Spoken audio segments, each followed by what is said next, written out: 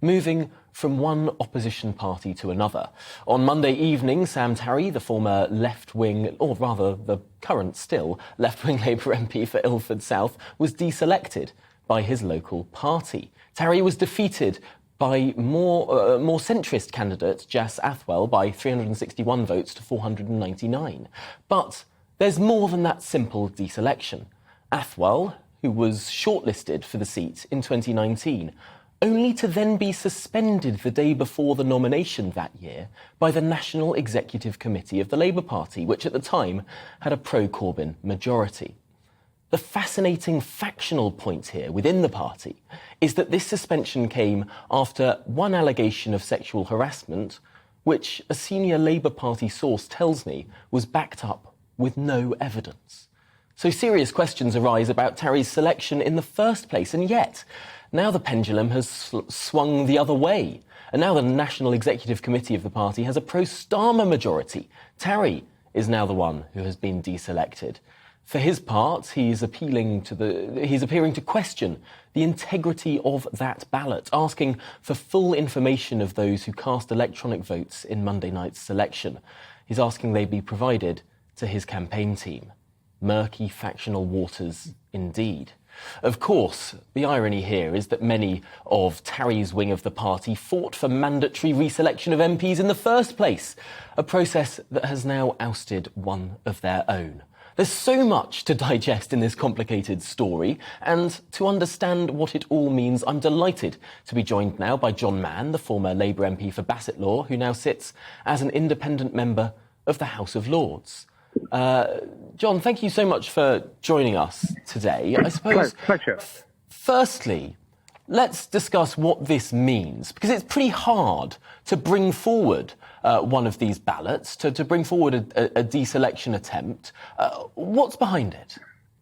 Well, it hasn't happened since 2010, and it's incredibly difficult to do.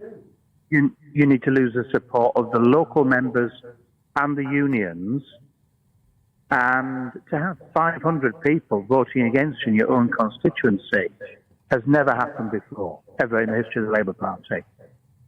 So it's pretty big, and the level of resource that Mr. Tarry threw at it, vast teams going in and knocking on doors, ringing people up, there's a clear message. If you stitch up a selection, which is what happened in 2019, it will come back to bite you. So it's your analysis here that 2019 there was a stitch-up, unambiguously, that the pro-Corbyn majority of the NEC suspended the most likely candidate to win almost arbitrarily. It was totally stitched up.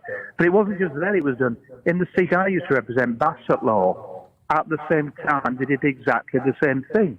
Trumped up charges against the person who'd actually been selected there.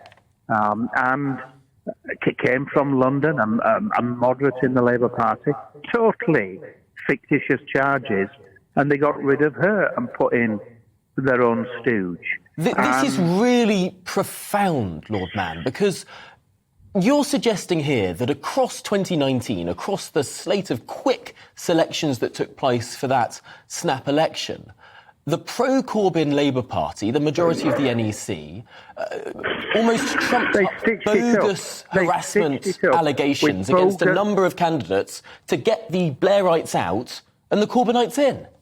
That's exactly what they did. Bogus trumped up charges.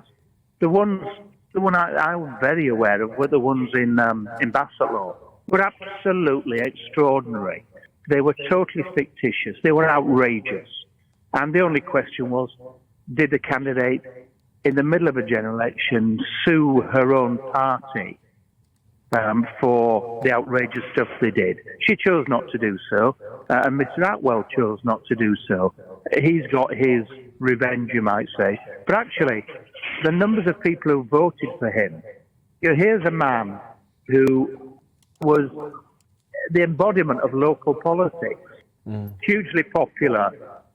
And that's why all these people came out and voted for him. What does this say about the integrity of the selection process? Because, of course, now Sam Tarry is accusing the other side of trying to stitch it up, I suppose, demanding that more information comes out against these electronic ballots. Can we trust the democratic processes within the Labour Party?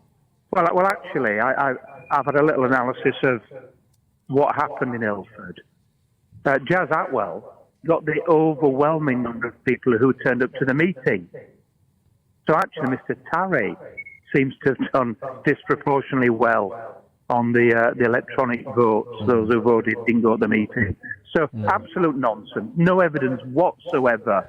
And, of course, it won't be made precise because people would take legal action. It's to be honest, it's impossible to do because you have to be on the electoral register to be a member. It's a criminal offence to fraudulently go on the election. It's a really, really remarkable story with big implications. But, John Mann, I'm afraid we're going to have to leave it there. We are so tight for time. I would love to discuss this in further detail, especially the other cases around the country where this appears to have taken place. But thank you for joining us this morning on The Briefing. John Mann there, the independent member of the House of Lords.